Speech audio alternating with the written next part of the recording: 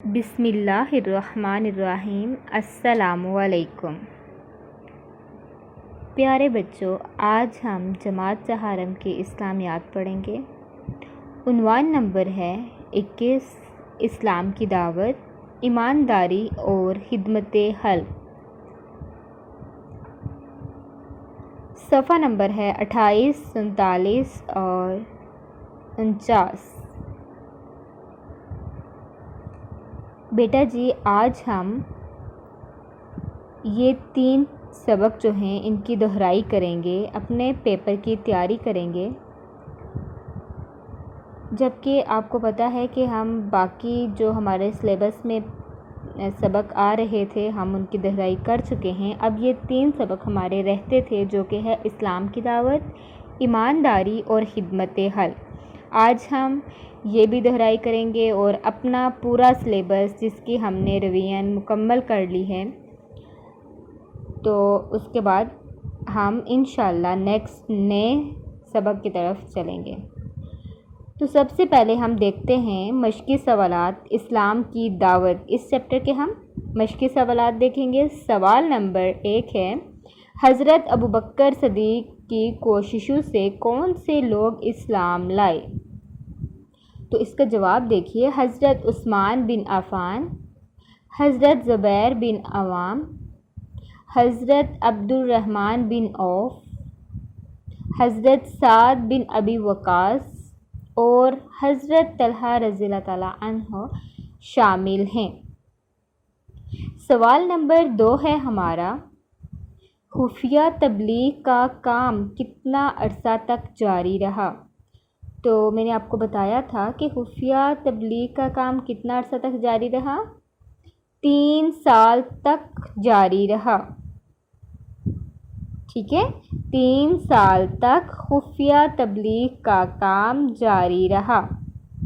سوال نمبر 3 ہے، خاندان والوں میں سے کس نے آپ صلی اللہ علیہ وآلہ وسلم کا ساتھ دینے کا اعلان کیا؟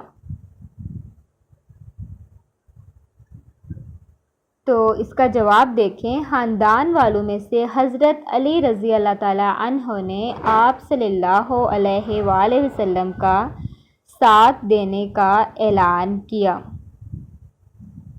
سوال نمبر 4 ہے ہمارا، اللہ تعالیٰ کے حکم کے مطابق حضور صلی اللہ علیہ وآلہ وسلم نے خاندان والوں کو اسلام کی دعوت کیسے دی؟ تو بیٹا جی اس کا جواب دیکھیں آپ کہ حضور پاک صلی اللہ علیہ وآلہ وسلم نے خاندان والوں کو پہلے گھر پر کھانے کی دعوت دی اور پھر اسلام کی دعوت دی۔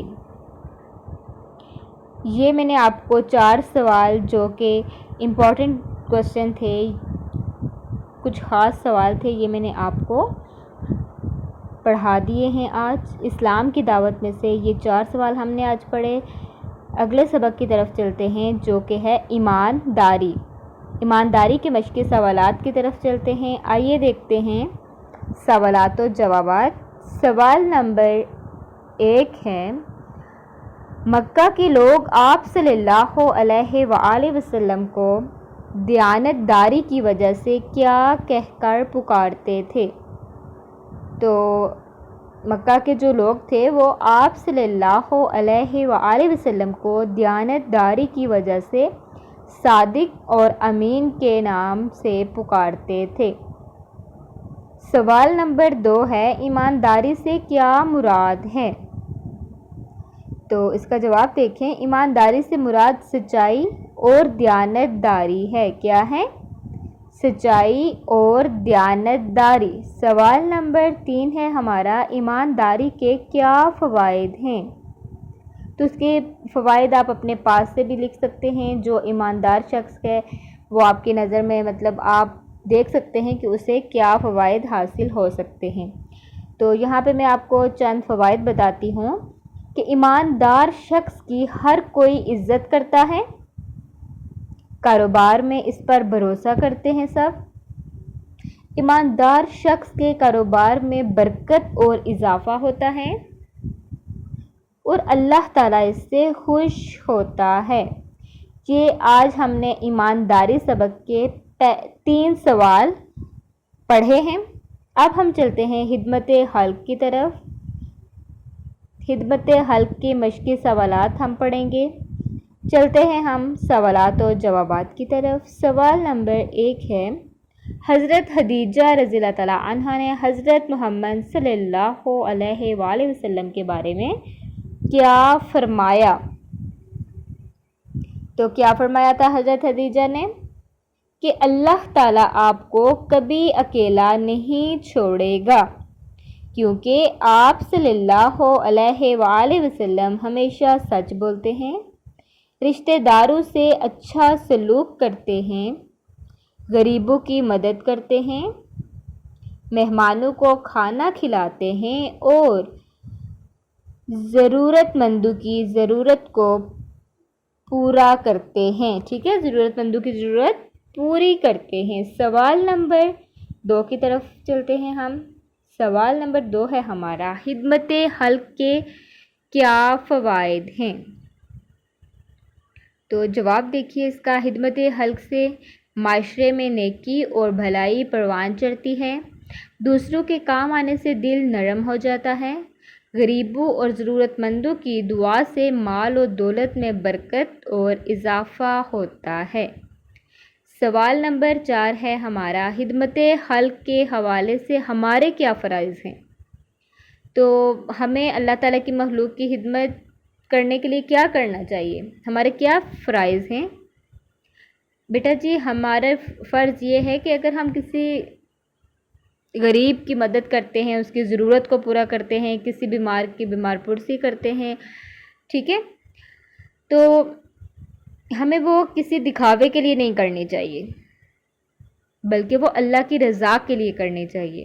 تو اس کا جواب کیا لکھیں گے ہم؟ ہمیں چاہیے کہ ہم خدمت حلق ذاتی فائدے یا دکھاوے کے لیے نہیں، بلکہ اللہ تعالیٰ کی رضا اور خوشنودی حاصل کرنے کے لیے کریں۔ ٹھیک ہے، سوال نمبر 4 ہے ہمارا، اسلام خدمت حلق کے حوالے سے مسلم اور غیر مسلم سے کیسا سلوک کرنے کا حکم دیتا ہے؟ تو اسلام مسلم اور غیر مسلم میں کوئی فرق نہیں کرتا اور سب سے یکساں سلوک کرنے کا حکم دیتا ہے۔ ٹھیک ہے، اسلام جو ہے وہ مسلم اور غیر مسلم میں کوئی فرق نہیں کرتا، بلکہ وہ سب سے یکساں سلوک کرنے کا حکم دیتا ہے۔ یہ تھا ہمارے آج کے 3 سبق تھے جو کہ ہمارے سلیبس میں شامل تھے۔ الحمدللہ آج ہمارا سلیبس مکمل ہوا، ہم نے اس کی دہرائی کر لی ہے۔ گھر کا کام جو ہے وہ آپ نے پڑھائی کرنی ہے اور مشقی سوالات یاد کرنے ہیں۔ مجھے امید ہے آپ اپنے پیپر کی بہت اچھے طریقے سے تیاری کریں گے اور بہت اچھے پیپر حل کریں گے انشاءاللہ۔